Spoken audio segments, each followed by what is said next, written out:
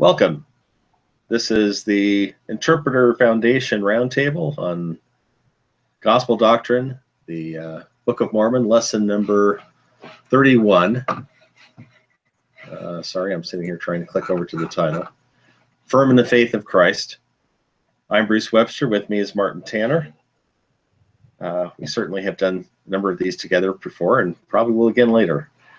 Anyway, the lesson today is covering the first half of the war chapters in the Book of Alma, chapters 43 through 52. The classic question is always, and I got this as a freshman in my Honors Book of Mormon class from Chauncey Riddle, who was Dean of the Graduate School. He assigned us to say, why did Mormon include 20 chapters of war in putting together the Book of Mormon? Hopefully between this and lesson 32, we can suggest some answers to that. But the setting here is we've just finished all the missionary work. There's been this great division. You've had some dissenters from the Nephites, particularly the Zoramites, go over among the Lamanites. We've had the anti-Nephi Lehites come over to the Nephites and become the people of Ammon. Alma has given this counsel to his three sons, and this is sort of the long drawing in of breath before the storm breaks upon what's going to be happening for the next really about 100 years. It's going to be a series of conflicts. There'll be periods of peace there, but things are in essence going to start going are going to be rough and are going to start going downhill for the next 100 years until we end up with the Savior's coming, or actually the Savior's death in 3 Nephi 8, followed by his visiting. So Alma, we're covering Alma 43 to 52. There's really sort of an initial segment here where we've got one invasion by the Lamanites. Then we've got a internal civil war over rulership among the Nephites. The loser goes off to the Lamanites, stirs them up to battle, and then we come up with the prolonged war between the Lamanite and Nephite nations. So let's go to Alma 43 and see what's happening here. The lesson actually picks up a little later into 43. But I've always liked verse 1. This is immediately following Alma's counsel to his three sons. Verse 1 says, "And now it came to pass that the sons of Alma did go forth among the people to declare the word unto them." So it sounds like Corantum, repented and got with the program as well. "And Alma also himself could not rest and went forth." So there's trying to strengthen the church, and now Mormon in 3 says, "Now I return to an account of the wars starting the 18th year of the reign of the judges." We have, as I said, the Zoramites, where Alma with this dream team of missionaries was preaching. They basically have thrown themselves in politically and militarily with the Lamanites, except for the people they kicked out who went and moved in with the people of Ammon. And it's the dissenters. It's the Zoramites. It's the Amalekites. It's the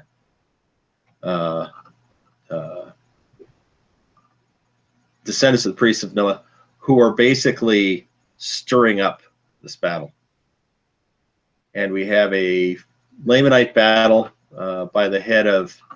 headed by Zarahemnah, who's going to come down, and they have it in especially for the people of Ammon, the anti-Nephi Lehi. So he's going to lead these Lamanites down basically to punish the people of Ammon, which include the anti-Nephi Lehis, and also include, remember, the people who accepted Alma and the missionaries in the among the Zoramites and got kicked out.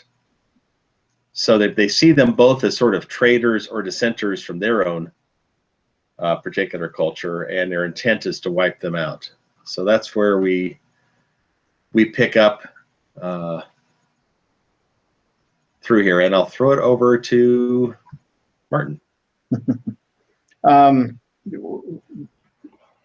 These are some amazing chapters. as Bruce mentioned, they deal mainly with wars, and wars not just for the sake of wars, but discussing, especially here in chapter 43, the motivation behind these particular wars. For example, in verse 7, it talks about Zarahemna's motives behind this. Why is he stirring up this war? Why is he going to make it happen? To preserve hatred towards the Nephites so that he can bring them into subjugation or subjection to the accomplishments of his designs. Basically, he wants to cause them grief. He wants to kill them. He wants to be in political charge of everyone and to increase his power. That's his motivation. And then you take a look at verse 9 and you see juxtaposed against that the motivation of the Nephites. Now, the design of the Nephites was to support their lands and their houses and their wives and their children, that they might preserve them from the hands of their enemies, and that they might preserve their rights and privileges, their liberty, that they might worship God according to their desires. And so you see here that the motivation is described in these chapters as being wicked on the one hand by Zarahemna and those who are following him, and righteous on the other hand by the Nephites. And one of the things that's fascinating as we go through these chapters is we see how motivation affects someone's performance. And that to me has always been a fascinating thing. There have been times when I have been involved in debates against critics of the church, and rather than worry about them, I've always thought to myself, you know, I have kind of an unfair advantage here. I actually have the truth on my side. And that's just kind of the way I look at it. And that seems to be the way that it's being described in these chapters. The righteous people are supported by God. In a war context, this is a little bit similar to the peacetime context that we hear over and over again about keeping commandments and prospering in the land. Two other quick background points here. In verse 11, it mentions the people of Anti-Nephi Lehi, and of course they're described elsewhere earlier, but this shows pretty clearly that Anti-Nephi Lehites were people who were from this place, Anti-Nephi Lehi, that this is not some designation. I suppose it could be, but the context here makes it very, very much look like this is strictly geographical, and of course we have other reasons to believe that earlier as well. And another fascinating point here, which I am struck by every time I read through these chapters, is that if Joseph Smith had been making up this information here and using the Native Americans about which he was familiar, he would have described Native Americans very much different from the ones that are described, particularly starting in verse 18 here, in terms of their weapons of war and their garb. You see the descriptions here in verse 18: swords and scimitars. Scimitar, of course, is the curved-bladed Middle Eastern style sword. No one in Joseph Smith's area would have known of Native Americans using swords unless they had borrowed them from Western peoples, and especially not scimitars. These were Middle Eastern weapons of war, and yet those weapons are found in Mesoamerica, in a place that Joseph Smith would have known nothing about. And you go on in verse 19, and you have the same kind of a thing. Breastplates, arm shields, shields to defend their heads. He doesn't quite say helmets. He says shields to defend their heads. And thick clothing, something like body armor or something along those lines. These are things that, and the word armor is specifically used in verse 21 with breastplates and shields. These are descriptions of clothing and weapons of war that would not have been descriptions Joseph Smith would have used absent revelation. And these are the very things that were used in wars in Central America centuries ago, and you can find them depicted in Mayan calendars, which have accompanying them some amazing artwork, and in temples from that area. These descriptions ring true and are not anything that Joseph Smith could possibly have known about. And every time I read through this, I'm absolutely in awe of what he says, because it's right on the mark and he could not have known it. And another point here that's mentioned is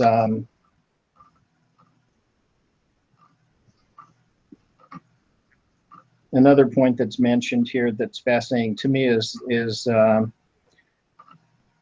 river Sidon in verse 22. This and several other ones make it a place that is up and located in the south, which also only fits the geography of Mesoamerica. And so that's not something Joseph Smith would have known. He probably didn't even pick that up as he was translating all this, although that's conjecture. And we also read here in verse 16, the name Moroni. This is the first time he appears in chapter 43, verse 16, and we've set things up here for the first war, which is quite a tremendous clash here. And I suppose at that point I'll toss it back to you, Bruce. Okay, just a couple things I'd like to point out. And first is something that we've said repeatedly in these roundtables, but it's worth pointing out again. I recall a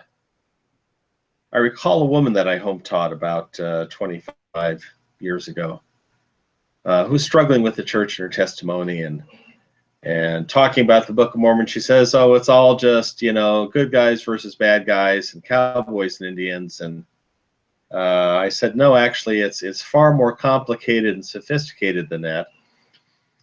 And one of the common misperceptions by regular members of the church is that the Lamanite divide was somehow racial. Of course, first that's sort of silly because they're actually, it's kind of like saying the divide between Jews and Arabs is racial when they both trace back to Abraham. It's the same thing. Nephites and Lamanites both just, you know, were descendants of Lehi and those who they found when they arrived in the New World. But what becomes very clear relatively early, well before this point, but it's reiterated here, is that for the purposes of Mormon's abridgment, the terms Nephite and Lamanite are cultural and political terms. It's a bit like if we go back to World War II. Let's say it's, you know, Americans fighting Germans, and you say, well, you know, this is obviously a racial divide between Americans and Germans. Well, you have this great melting pot in America, and frankly, you had a you know, decent, if not big, melting pot in Germany, though of course one of their big things was racial purity there. And of course, you had lots of people in America who were frankly of German descent. It's the same thing here. If you look at verse 13, it says that the Nephites were compelled to withstand against Lamanites, who were a compound of Laman and Lemuel, and the sons of Ishmael, meaning the descendants of those families, and all those who had descended from the Nephites, who were Amalekites and Zoramites and the descendants of the priest of Noah. Now those descendants, and I think he's talking about more than just the descendants of the priests of Noah. I think he's lumping the Amalekites and Zoramites in there as well. He says those descendants were as numerous nearly as were the Nephites. Thus the Nephites were obliged to contend with their brethren even into bloodshed. You had the quote Lamanite empire had a very large Nephite population in it. And frankly, it was that population, and we'll see this through these chapters, it's that Nephite population that is causing the war. They want to come back, as Martin said, they want to conquer the Nephites, and they want to rule over the Lamanites and over the Nephites as well. One other small point here, because we've got a lot of chapters to cover. This is 29 and 30 is a little interesting passage here, because Moroni says he knows it was the intention of the Nephites to destroy their brethren or to subject them, bring them into bondage. And says, and also he, knowing that it was the only desire of the Nephites to preserve their lands, their liberties, and their churches, therefore he thought it no sin that he should defend them by stratagem, meaning by using espionage and intelligence and so on. Now, for us, we might say, why is he even worried about that? But if you get to a pre-Columbian ancient civilization mindset, battles were very ritualistic. You set a time and a place. There was as I think Stephen Smoot says in one of the roundtables, you know, it was sort of our God versus your God, and you'll see the religious elements in these chapters. But it was typically you set up a time and a place and agreed to meet, and you came to battle, and the idea was that the side who had right on their side or whose God was more powerful would win. Moroni here is deciding, well, you know, rather than meet in open battle, let's find out what they're doing, and we're going to ambush them. And we're justified in doing this because they're trying to destroy us, and we're not trying to conquer them. Moroni sees this as purely a defensive war and treats it as purely a defensive war.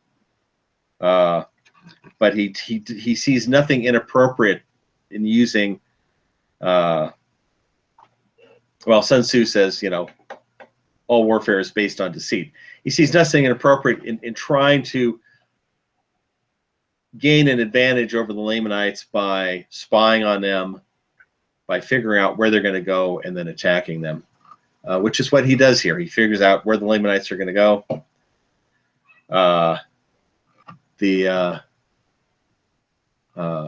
And actually, what he does is he goes to Alma. It says, you know, Alma's head of the church. Says, Alma, can you tell me what's going to happen here? And Alma prays, and it says the word of the Lord came into Alma, and Alma told the messengers of Moroni that the attack was going to come around Manti, which is up near the headwaters of the River Sidon. And so Alma, or Moroni, marches his forces over there and manages to ambush them as they're approaching the river. Now, this gets us to another thing. I study a fair amount of military history. There are some remarkably smart military moves that are made here. And if you're talking ancient combat, one of the classic ones is to trap your enemy in a river. It's hard to move in a river. You can't move fast. You can't dodge out of the way.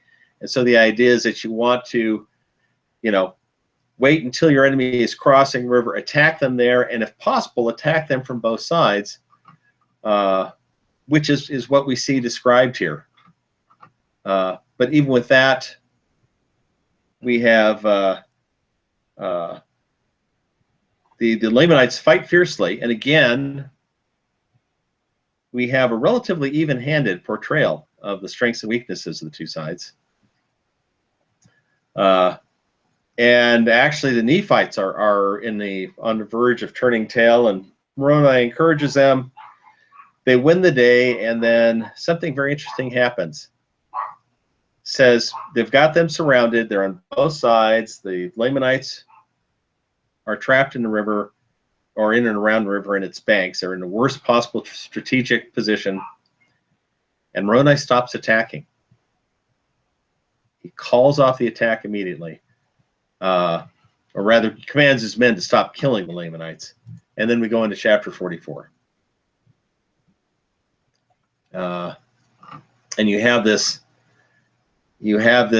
interchange between Moroni and Zarahemnah, where Moroni says, "Leave us alone, but we want you to surrender your weapons of war," which is basically it's a forced disarmament, which is going to mean it's going to be hard for Zarahemnah to simply sneak around another way and carry out another attack if they've had to surrender all their weapons of war, and swear an oath that you're not going to come against us. It's very interesting because Zarahemnah says, "Well, I'll give you our weapons, but we're not going to swear an oath because we still want to plan to kill you." And you have this very strong religious undertones. Zarahemnah says, "We don't believe what you believe." There's a very religious component to these wars. And Moroni basically says, "Look, I'm not taking my word back. You're going to have to swear the oath, or we're going to kill you right here." And with that, I'll throw it into Martin's lap. And this is fascinating too. People often say, "Wow, wait a minute, swear oaths in war and talk about different rules." But Bruce mentioned that there were rules of war in the past. We still have some of those today. People talk all the time about the Geneva Convention, and in the not so distant past, one of the most fascinating but tragic war movies of the last 50 years or so is Bridge Over the River Kwai. And you have these British soldiers who are just intent about obeying the rules and making sure that the Geneva Convention is adhered to, and their Japanese captors who are running this prison camp that they're in are only following the rules if it will really serve their purposes, and they don't if it's not. And you have similar kinds of things that happen at various points in the Revolutionary War between the United States and Britain. The British leaders were forever complaining that the Americans were just not adhering to those standards of war which all dignified gentlemen should follow, and that was a huge problem for them. And so rules of war and exactly what they are things that live with us to this day. And so these descriptions ring very, very, very true. The fascinating part about "we will not take an oath" is that he flat out says that. Now this is Zarahemnah's the bad guy, and you say to yourself, why didn't he just say, "Sure, we'll take it," and then he would break it? But he still has enough integrity so that rather than take an oath and deliberately break it, he'll just flat out say up front, "We're not going to do it because we wouldn't live by it if we did. So we're just not going to take this oath." And that to me is one of the fascinating things, that the idea of oaths and promises and how important they are ingrained in this culture, perhaps more than they are in ours, where we have to have all these written contracts for every little detail when you have agreements. Even the bad guy in chapter 44 is honest enough, if you will, so that even though we would say he's on the bad side, he won't take an oath because he knows he's going to break it, and he's just flat out honest about that, which to me is fascinating, and also something that we would not see here if this were a reflection of our culture, or Joseph Smith's culture of his time. We also have a fascinating reference to things that Joseph Smith would have known about in his era, but which we also find in Mesoamerica, which is in verses 12 and 13, the idea of taking a scalp. We have this fascinating and yet a little bit gruesome way that one shows what they've accomplished in war. Maybe they've moved on a little bit and they thought, wow, you know, if we have these scalps, it's a little less cumbersome than gathering up a whole batch of arms and hauling them around. You know, scalps are a little bit lighter than who knows, but this is a fascinating little reference of war here. One of the other geographic points that I wanted to mention is in chapter 44, verse 22, where it says, they cast their dead into the waters of Sidon, and they have gone forth and are buried in the depths of the sea. So from wherever they were tossed, the river Sidon here empties out into a great sea.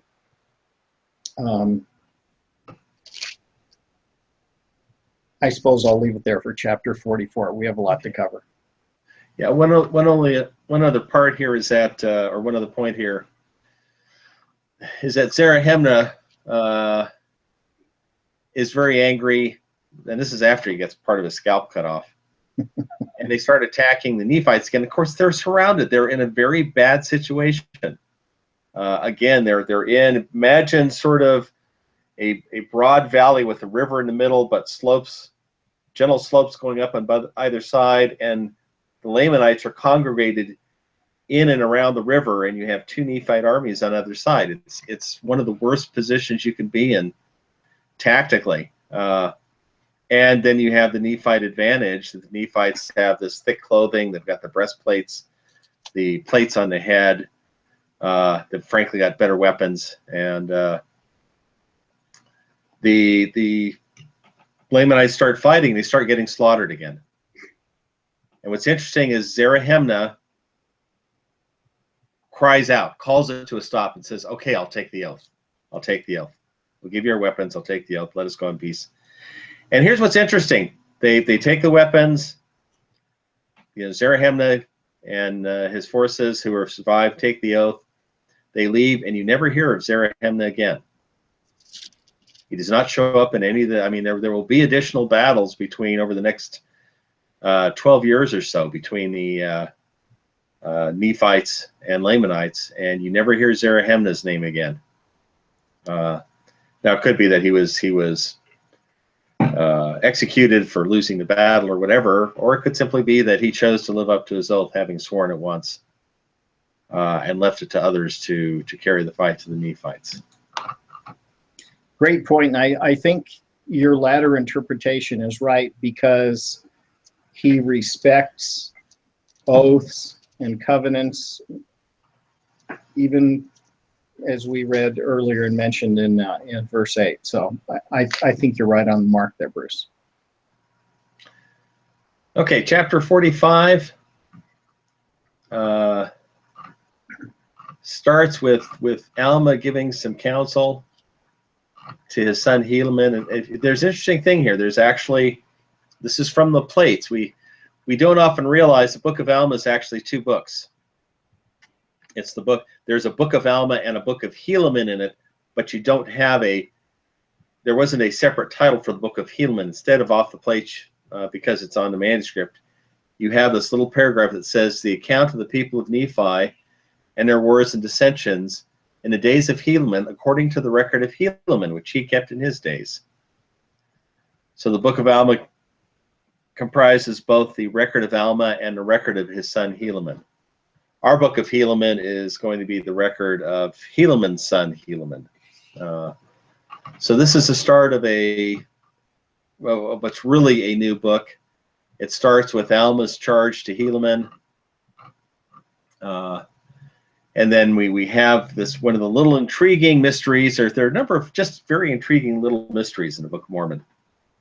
And it's as a writer, it's to me a sign of authenticity, because not everything is explained.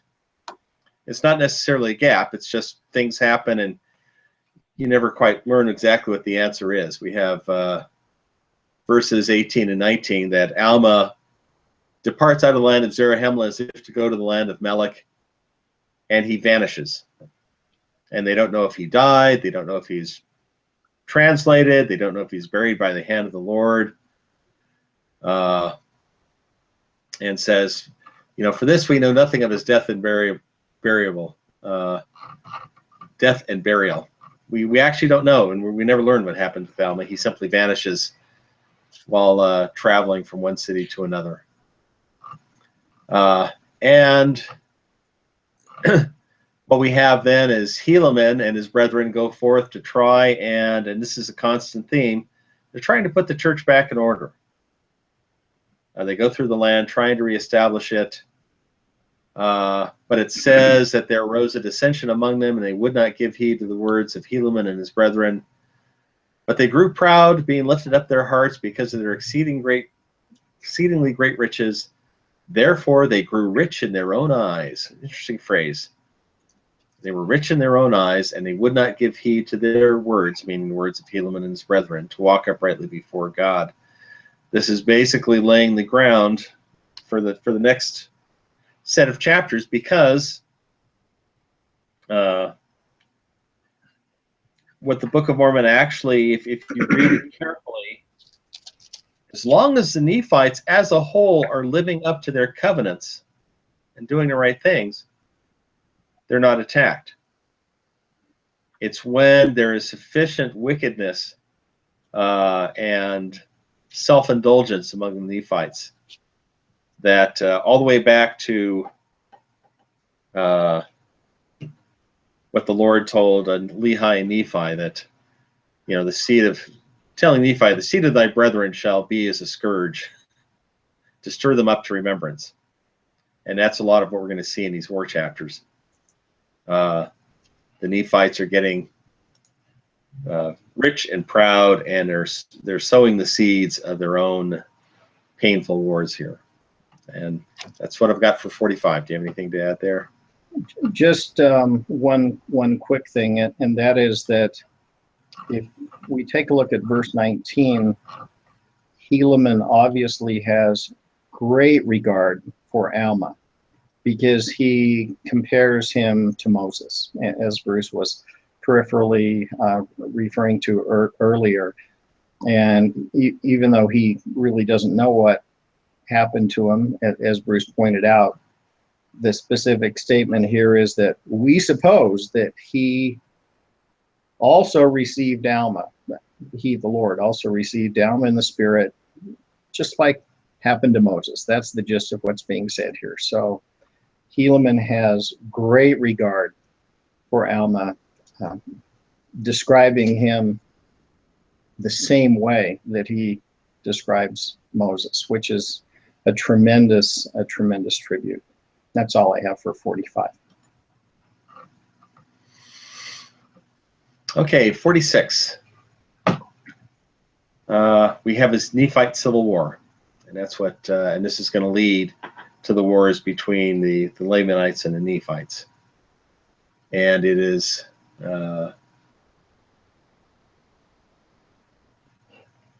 once again this constant tension ever since Mosiah abdicated and dissolved the kingship. We've had this constant tension of those who want to reinstitute a kingship among the Nephites, and those who want to preserve their freedom, at least as they see it. And so we have Malachi. Malachi, my gosh,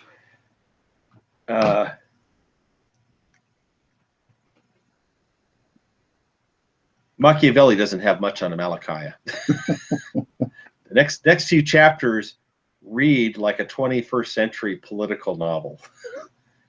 The manipulations and the machinations that Malachi goes through to bring about what he wants are remarkably clever and sophisticated. And once again, it's the answer of how could a New York farm boy, a young one at that, relatively young farm man, I should say, but how can a young man, a farmer, not much education, come up with this incredibly complex and sophisticated set of steps that Amalickiah does to, in essence, over the next couple chapters, to leverage himself into the kingship and to turn around to use the Lamanites to carry out what he failed to do among the Nephites, which is go back and try to conquer the Nephites. And again, you've got in verses 8 and 9, thus we see how quick the children of men do forget the Lord of their God, yea, how quick to do iniquity and to be led away by the evil one. Yea, and we also see the great wickedness one very wicked man can cause to take place among the children of men. That's Mormon talking, and those are two of his most important points that he makes time and again in the Book of Mormon. The influence, the evil that a wicked leader can cause, can bring to pass, and how quickly, when things are going well, that we tend to forget God and turn again to be led away by the evil one. Martin. These chapters are phenomenal, and it is so true here that one bad person can create so many horrible things in a country or even in the world, and we could come up with examples. On the other hand, one good person can create so much good in the world if they are followed by others. This is fascinating to me, and I love the descriptions very, very much.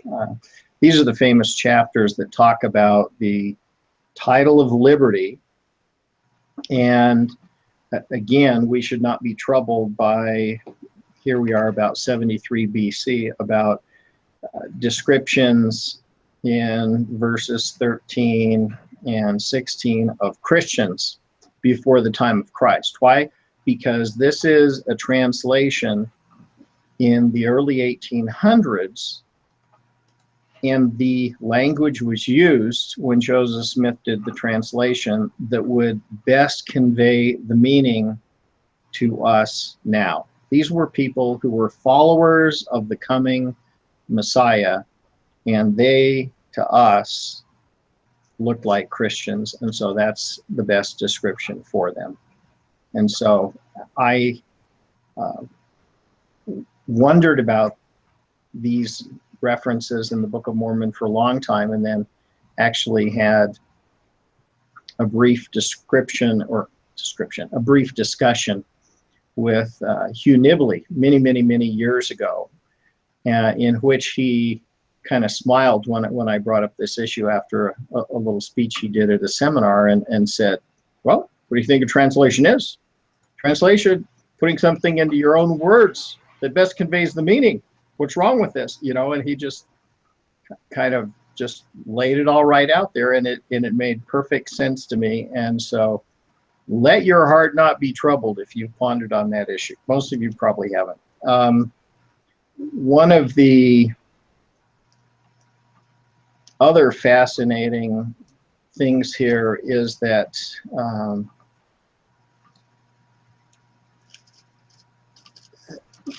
this title of liberty in verse 13 is put up on the top of a pole. This is something that is described. People would not quite do this today. If this is not quite a flag, because something's written on it, and so it's not described as a flag, but it kind of looks like a flag. It's up on a pole, and it gives people great meaning. And so this was probably some kind of a custom. It doesn't say, and a brand new thing was done here, and something was written and held up on a pole. It describes quite matter-of-factly how this took place, and that it was placed up on a pole. And the idea here that has always been conveyed, to me anyway, is that this is a custom or a tradition amongst these people that's different from what we do, but that makes complete sense and is similar to things that we do, but different enough so it needed to be described in detail. And I love the details here. They're fascinating, and they serve a great purpose because they engender things like patriotism and allegiance to good things and the desire to fight for what is moral and right and good, those kinds of things. And again, a fascinating description here that Joseph Smith just never would have come up with on his own. Beautiful. The Standard of Liberty, verses 12 and 13. Back to you. Yeah, two things. First, as a follow-up to that, in non-modern warfare, and even to an extent, and Joseph may have been aware of this because the Bible makes reference to standard bearers, but the idea of a banner or a standard is that it's where you rally the troops. They can tell where the leader is, and particularly when you've got in ancient warfare, you would have different groupings of different types of soldiers, or they were fighting as a particular unit, subunit within their army. And by looking for the standard, they could rally to that. They could see where their leader was. Indeed, our game of capture the flag, the idea is to take the other side's standard. So this was a concept that, and I believe someone, I'm sorry I don't have a citation for you, but I'm pretty sure an LDS scholar has published something recently, it may have been Brant Gardner, on apparent use of banners and standards among Mesoamerican civilizations pre-Columbus. So you've got that, and then you've got here this little passing reference about the part of the remnant of the coat of Joseph had been preserved and not decayed. There's nothing about that in the Bible. But there is a lot about that in Jewish and Arabic writings about Joseph. There were actually two portions of Joseph's garment. There was a portion with blood on it that his brothers brought back to Jacob to deceive him as far as what had happened to Joseph. And then there was another portion that was preserved that Joseph had preserved, and that this ties into a lot of the Jewish legends about the garment of Adam and so on. It was actually a sign that Joseph's brothers, on returning to Israel from being in Egypt, took back this portion of garment to prove to their father that Joseph was still alive. So you have this story which comes out of nowhere here, and saying, even as the remnant of the garment of Joseph was preserved, so let us, a remnant of the seed of my son be preserved by the hand of God. He's quoting Jacob here, and he's basically saying, look, we know we're descended from Joseph. Who knows but we're that remnant, therefore we need to fight to preserve ourselves. And this is still civil war here. This is not Lamanites versus Nephites. This is Nephites versus Nephites. Moroni prevails. Amalickiah and a small band flee to the Lamanites. And then we once again begin to have peace in the land for the space of 4 years. There's a little breathing space here. And then there's one other interesting note, and this ties into some of the things that Martin has been bringing up. Verse 40, saying there were some who died for fevers, which at some seasons of the year were very frequent in the land, but not so much with fevers, because the excellent plants and roots which God had prepared to remove the causes of diseases to which men were subject by the nature of the climate. Okay, I've mentioned before, I served in Central America. This is land. You know, the tropics are an area where there are a lot of diseases that humans are subject to, and particularly diseases causing fevers, most notably malaria, but other ones as well. This sounds like this makes it sound like they are in a tropical or semi-tropical climate. So there's a minor point, and I think, unless you've got something more, we can move on to 47. I have one real quick thing about 46, and that is, well, first of all, say right on the mark. Thank you for bringing up the fevers and plants. Absolutely true. I wanted to add one thing about the coat of Joseph. It's fascinating to me here, and I really like that this is described as the coat of Joseph, but of course, since this is a revealed document by revelation, Joseph doesn't fall into the trap of describing this as a coat of many colors. And Nibley points out, and I've tried to research and do due diligence on what he said, just to verify it, that the idea of coat of many colors that you see in the King James Version and others is really not a good translation. And there are a lot of modern translations where you read it and there's this little asterisk, you know, the New Revised Standard Version and the Contemporary English Version, where you have this little asterisk and it pulls you down and it says, in effect, gee, we really don't know exactly what this means.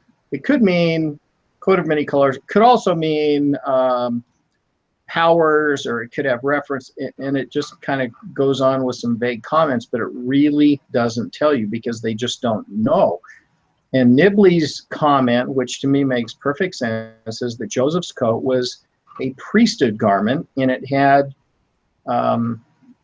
marks on it or inscriptions on it or something on it that designated it as a priesthood garment. And that would also explain why it was preserved, and it would also explain why it was revered for so long and why it's brought up again here in connection with the righteousness of the people who are following Moroni, who are the seed of Jacob.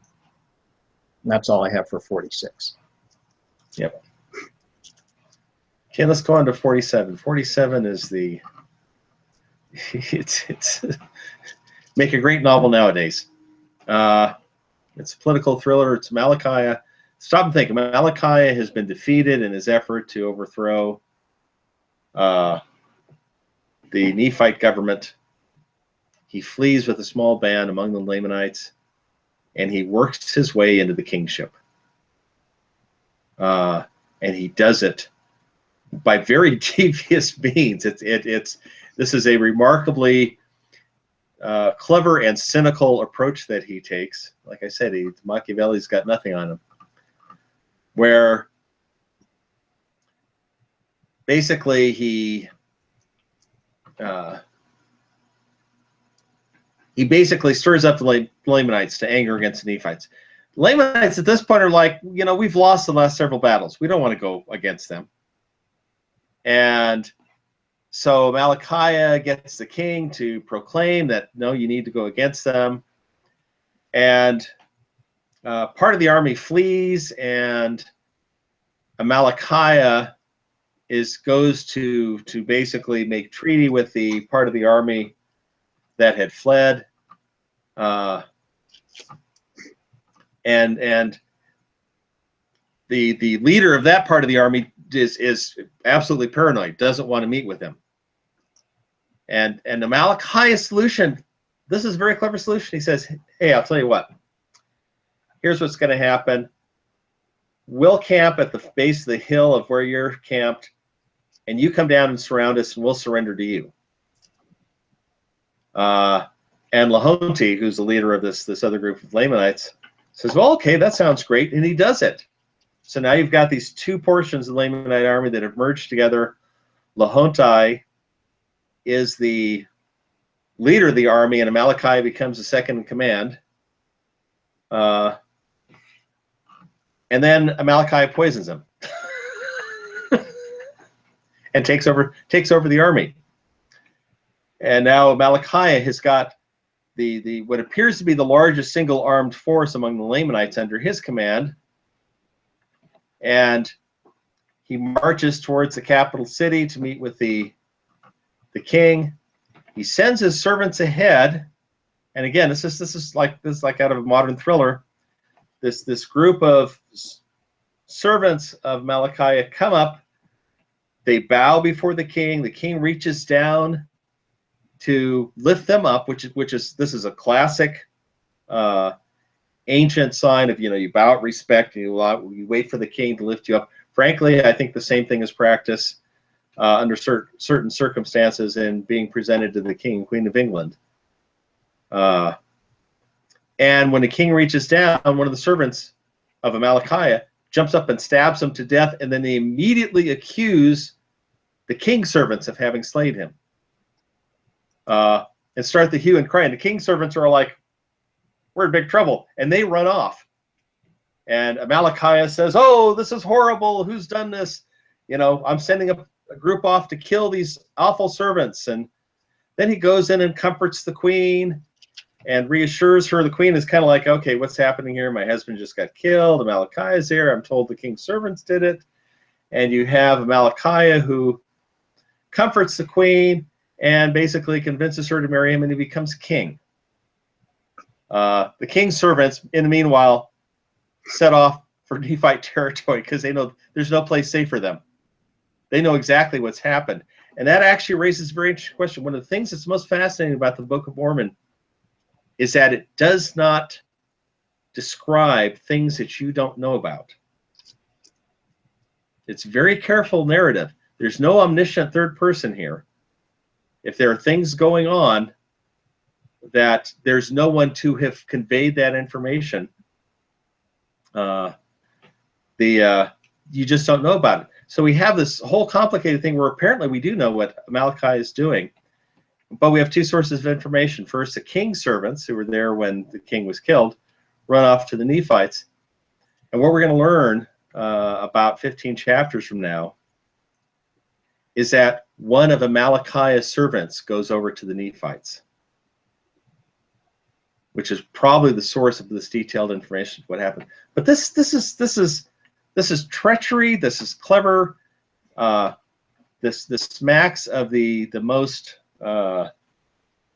manipulative ancient politics and warfare. It rings so true to nature, and once again, it's like, how would a 23-year-old Joseph have made this up? This was a very and the whole story is told in the space of one chapter here, a relative handful of verses. It is a remarkable bit of narrative history that rings very, very true to us who we who have a greater understanding of just how dirty politics and warfare can be, and particularly in ancient civilizations. Martin, over to you. Thanks. It is amazing, Bruce, how, as you say, how horrible and evil this guy is. Leads the other commander in the army to believe he's a buddy, poisons him, has his servants go bump off the king, claims it's the king's men, basically convinces the king's wife to marry him, and proclaims himself to be the king. And he thought of all this up front, according to verse 16. What a horrible, evil, awful, slimy guy. I mean, this is about as bad as someone could be. And he gets away with it. And this is the point in time where you start to see how in an evil society, or a society filled with a number of people who are evil, how evil, certain elements of evil can preside over other evil elements, because you don't have any real good guys here. And well, I shouldn't say you don't have any at all, but you have bad guys and worse guys, and Amalickiah sort of takes over the bad guys because he's even worse, and then he goes after the Lamanites. It's like a bad movie where you don't have the good guys, you just have the bad guys and the worst guys, and it's really kind of sad when you look at it that way. That's all I have for 47. Okay. Well, Mormon can't resist one of his editorial comments here. He points out the fact that this is all pretty much being run by Nephite dissenters. And it's very fascinating what he says. At 36, he says, now these dissenters, meaning people like Amalickiah and so on, having the same instruction and the same information of the Nephites, yea, having been instructed in the same knowledge of the Lord, nevertheless, it is strange to relate, not long after their dissensions, they become more hardened and impenitent, and more wild, wicked, and ferocious than the Lamanites, drinking in with all the traditions of the Lamanites, giving way to indolence and all manners of lasciviousness, yea, entirely forgetting the Lord their God. It's basically saying Nephite dissenters were frankly veering off much farther from the commandments of God than the Lamanites themselves were. Anyway, so with that, we'll go to 48, and I'll throw this into, since I went on a length about 47, I'll throw this over to you, Martin. Chapter 48.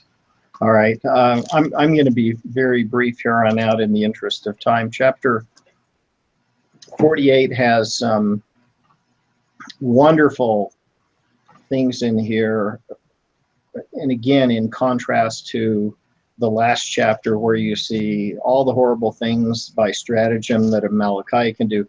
Here you see the other side of things. Verse 7 says, now it came to pass that while Amalickiah had thus been obtaining power by fraud and deceit, Mormon, on the other hand, had been preparing the minds of the people to be faithful unto the Lord their God. That's kind of the summary of the whole background here. And we are left as readers to say to ourselves, yeah, I want to be on that good guy side. I want to be on Moroni's side. And then it goes on and describes all the things that he did. And of course, we have, Bruce brought up the wonderful thing about climate. Here's another one in verse 8, talking about building great walls of stone in cities and things that you would never find in North America, done by the Native Americans. You do have walled cities and cities of stone and banks in Central America. So verse 8 is something that would support a Mesoamerican view of the Book of Mormon. But aside from that little point, as you read, particularly starting in verse 10 and going on through, I guess about verse 15, you have a beautiful description of who Moroni is and who we should be and who we should emulate. Who is Moroni? He's a strong and a mighty man of perfect understanding, whose soul had joy in liberty and freedom. He's a great guy, and talks about his heart swelling with thanksgiving for privileges and blessings and welfare and safety. And he's a man who's firm in his faith in Christ. And in verse 13, this is fascinating. He had sworn an oath to defend his people. So here we have this idea of swearing an oath being something that the good guys often do. We see this over and over again.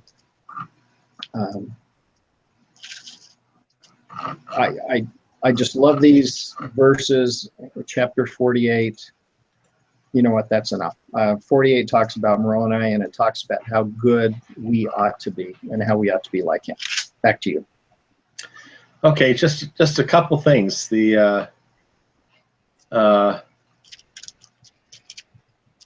It's very interesting that what we see is actual outright propaganda. Verse 1 of 48. Amalickiah builds towers and has men up on the towers, inciting hatred against the Nephites. Telling them, you know, all the horrible things the Nephites did, and so on and so forth. And you also have, on the other hand, towards the end of the chapter, the Nephites talking about how regretful they were that they had to contend with the Lamanites. They would just as soon leave them alone, but they were not willing to lay down their lives and let their wives and children be slaughtered. And therefore they were preparing themselves. And we're still in the 19th year, which is this started out with Amalickiah trying to take power among the Nephites. Now he sends armies down to Ammonihah. Now remember, Ammonihah, if you have, you know, roughly, and pardon me for using my hand like this, but you know, you've got the land of Nephi, you've got a wilderness here, you've got the city of Manti, you have Sidon here. Ammonihah is up here along the western edge, and there's mountains between the Sidon River Valley and the Western Sea and the western shoreline. And this is why the Lamanites went up that way the first time they destroyed Ammonihah. So they decide, well, you know, we destroyed the city, it should be easy to take. And they send a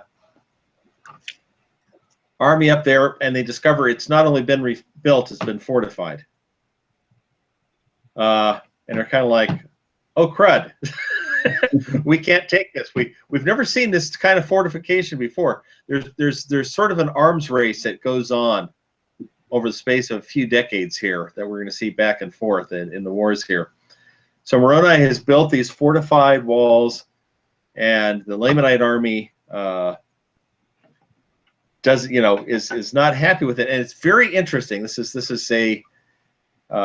is I think Mormon as an experienced military leader himself talking. In verse 10 he says, now if King Amalickiah were actually there with the armies, they probably would have gone ahead and attacked Ammonihah. It says, but his chief captains were like, we don't think we can do this.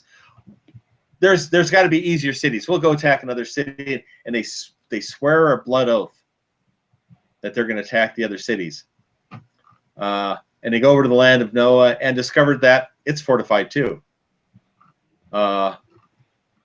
And they try to attack. They try to climb up these walls. You've got a ditch and a wall. The Lamanites are still fighting mostly with bows and arrows and slings. And the Lamanites have a height advantage. There's a slope advantage. You have to expose yourself trying to climb up these walls.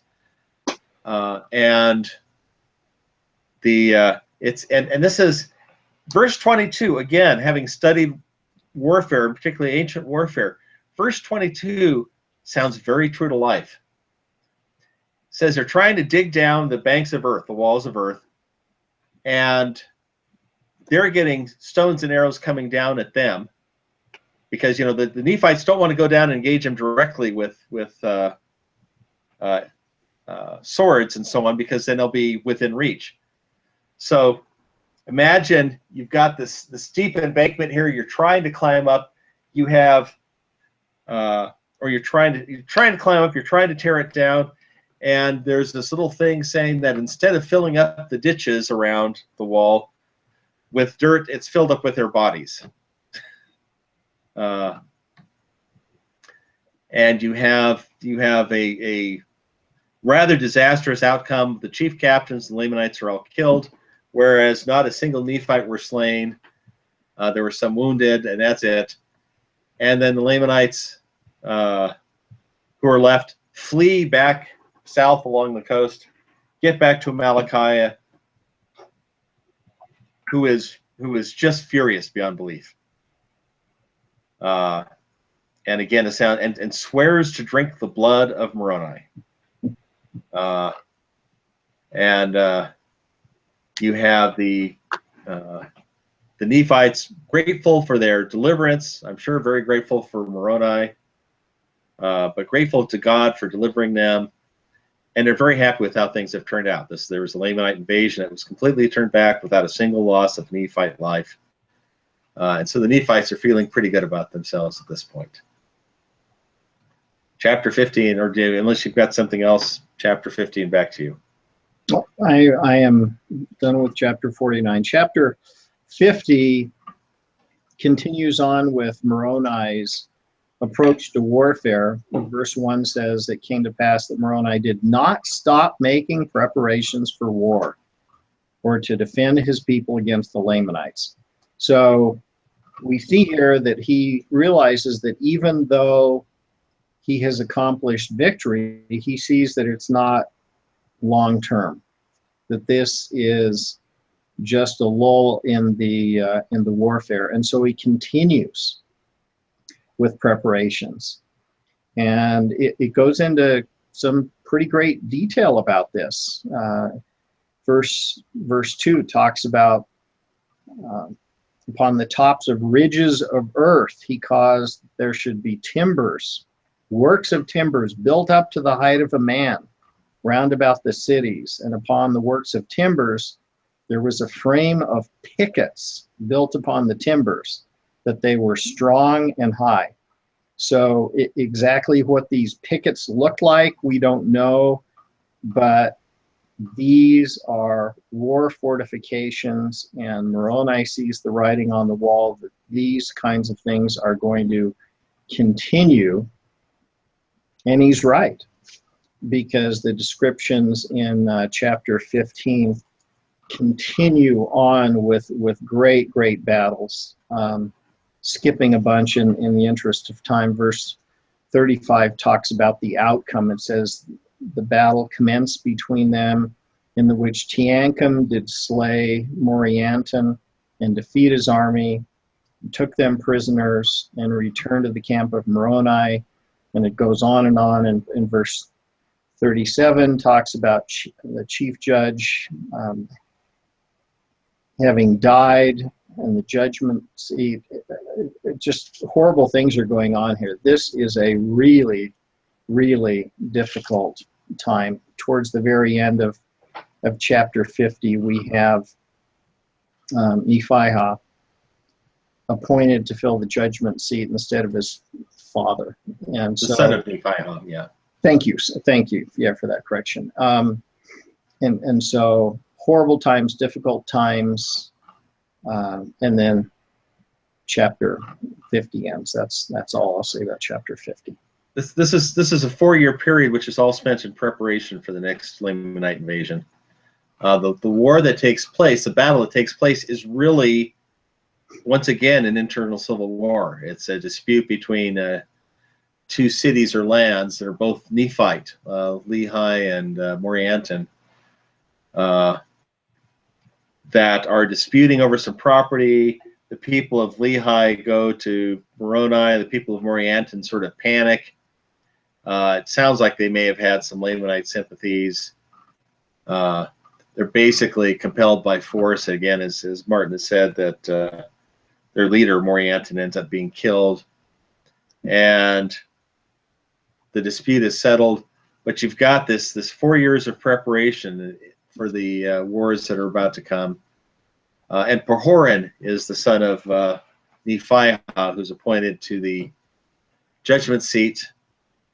Showing once again that for those who seem to think that this is a democracy, it tends to be very hereditary as far as who's the chief judge. And then once again, we start with internal conflicts in 51. We start with internal conflicts. You have, once again, a group that wants to institute a king. Now, this is a constant theme. This seems to come up about every 5 years. They want to reinstitute a kingship among the Nephites. My personal suspicion is that this is probably a faction, you know, if you recall all the way back to the Book of Alma, you had the Nephites fleeing out of the land of Nephi into the land of Zarahemla, where they found the existing, what we call the Mulekites, and which was actually the larger population, but the Nephites ended up as the ruling class. And pretty much ever since Mosiah dissolved the kingship, there has been this constant faction that has wanted to reinstall a kingship. I suspect those are probably predominantly people of Mulekite descent, because there are still descendants of Mosiah who are around, who would be the rightful Nephite rulers, but it's always these other people who want to become kings. So you have this effort to try and change the government using the political process. The majority say no, we want to stay as what they call freemen.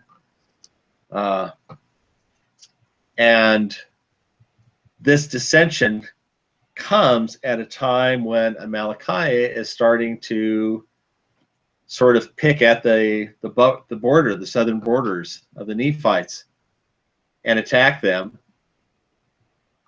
The kingmen refuse to help as this starts to come up, and Moroni basically, with permission for Horan, institutes martial law and forces the kingmen to say, you've got to defend the country. You can't just sit on your hands.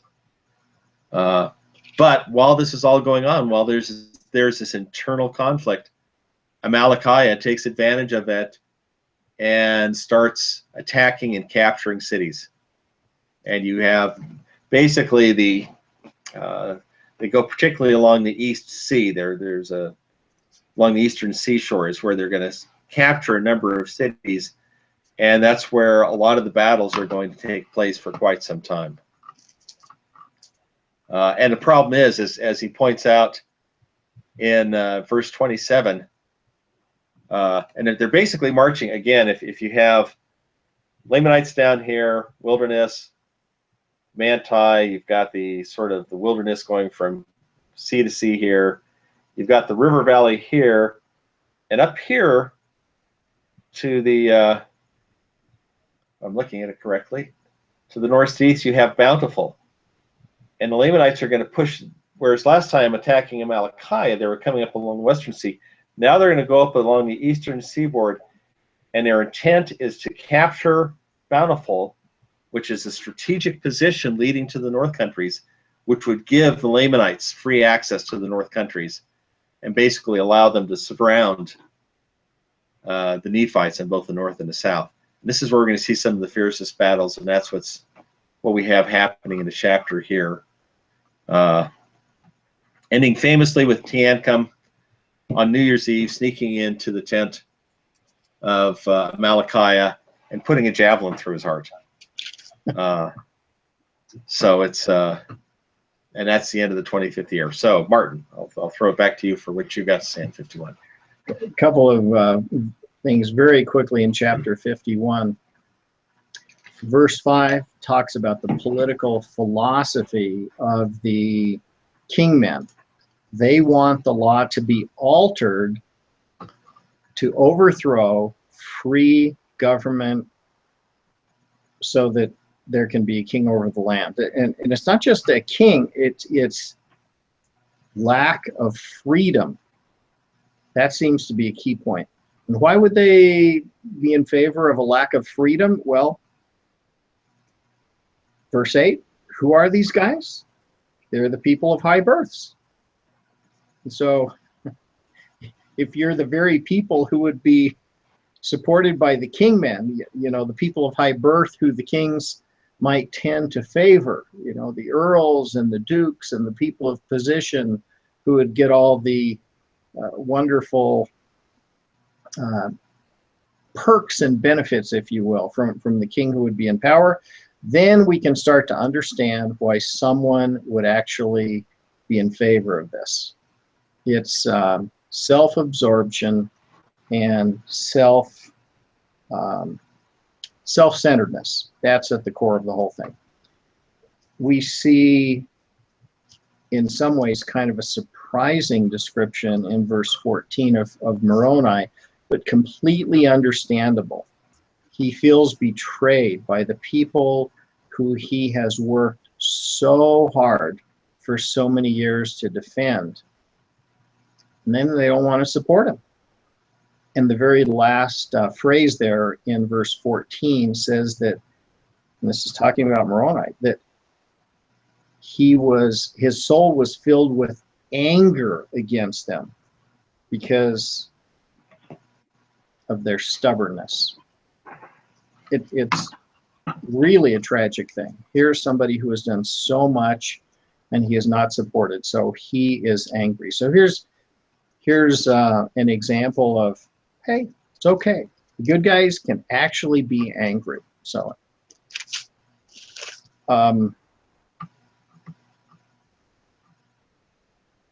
verse 21 finally has some of the kingmen supporters actually being humbled.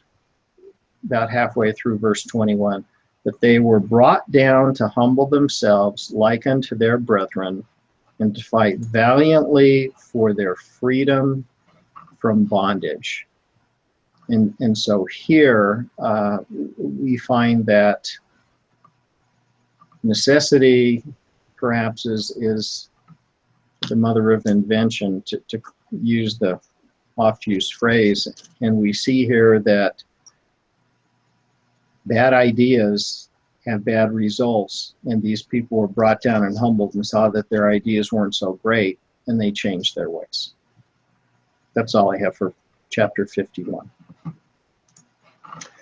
I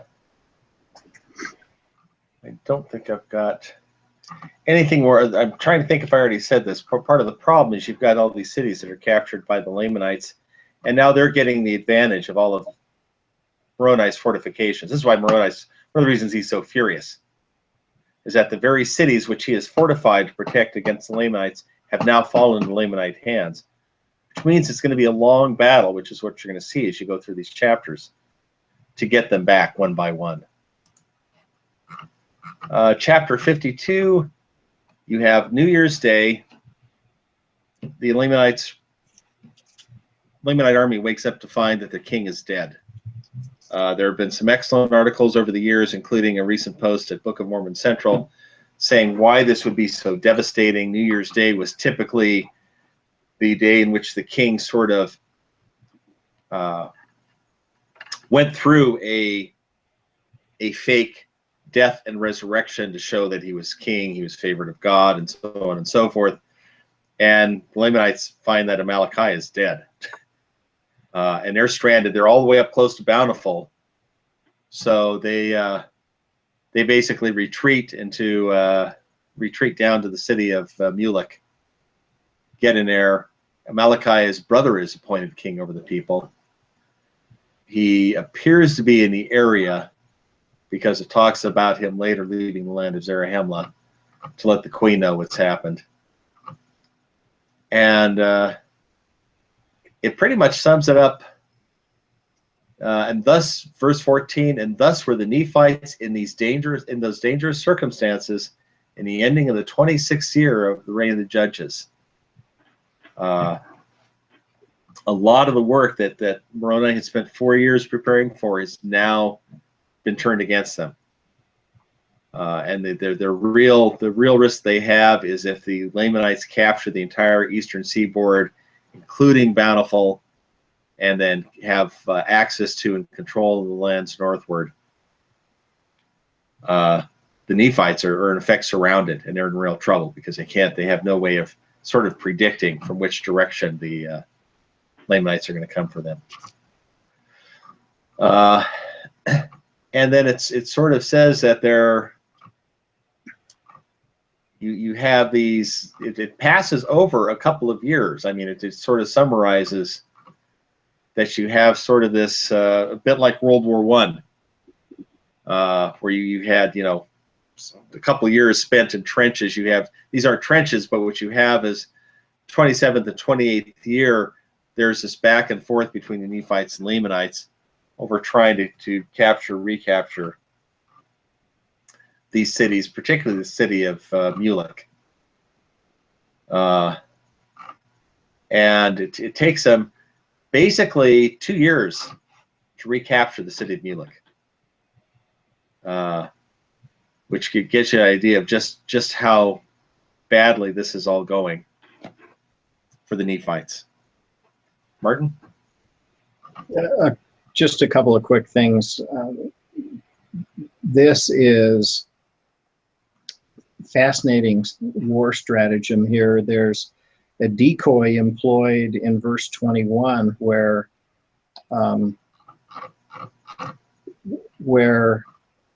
a small group led by Teancum goes down in full view, and when the Lamanites see this, Jacob, their leader, who has a whole lot more zeal than apparently Wisdom. smarts here, says, I'm going to go get these guys. And he leads his army out. And then, of course, Teancum retreats, and then a larger force joins, and they fight. And the ultimate result is mentioned in verse 35, where Moroni is wounded. So this was a really tough battle, but Jacob was killed. And this is not a great result for the Lamanites here. And in verse 39, as many who, they're asked to deliver up their swords and to stop fighting, and as many as would not were taken prisoner. And so this is a rough result of a really ferocious and horrible war. That's all I have. And that's pretty much where the lesson leaves off with 52 here, with things dangling in the balance. We're in the middle of a long, prolonged war. It's not clear how this is going to turn out. It's like I said, it's taken them basically 2 years to recapture the city of Mulek. It's not clear exactly where in the second year we are here, but it's taken them at least a year and then more like 2 years to recapture it. And meanwhile, by the way, this is all along the eastern, like I said, along the eastern seaboard. Over in the west is where Helaman is going to be leading forces, and this is what lesson 32 is going to talk about Helaman and the stripling warriors. That's going to be taking place over the same period of time over to the west.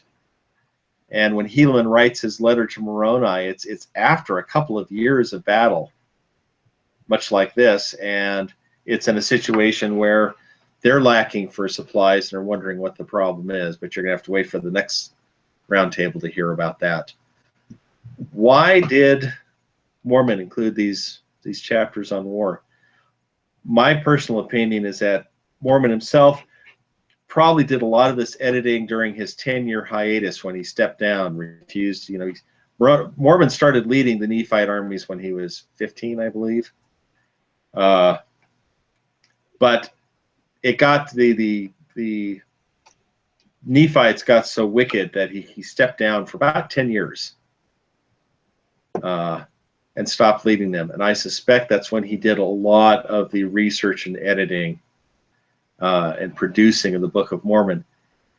He had already seen some of the worst that war could do, and he was looking at the root causes and root issues. From his perspective, this was, comparatively, this period among the Nephites that we're studying in Alma was sort of a golden age. You had prophets, the church was there, so on and so forth. There was a church of God established. When Moroni is leading the Nephites, there is very little church presence, and frankly, the Nephites are as vicious and as in Mormon's phrase, without civilization, as the Lamanites themselves. And I think his caution and his lesson is that these are the consequences of unrighteousness in a civilization or a people, is this kind of result. That's a lesson he draws time and again in these chapters, and it's to let us know that this is what we may face if we as a people are not living up to our covenants with the Lord. Martin? Many people ask why these chapters on war, and I think that the question reveals a lot about the circumstances in which we find ourselves. Throughout most of history, nobody would even ask that question because they themselves would have been embroiled in war or would have known people, family members who were affected directly by war. The fact that those questions are asked so often by so many shows that despite the turmoil in the world, we live in a time of relative peace and relative safety, for which we should be very, very grateful. Back to you. That's it for this particular roundtable. We hope you've enjoyed that this has been of use for you in preparing your lessons or in your own study of the Book of Mormon. I'm Bruce Webster. This is Martin Tanner. We're with the Interpreter Foundation, and we wish you all a good rest of the day.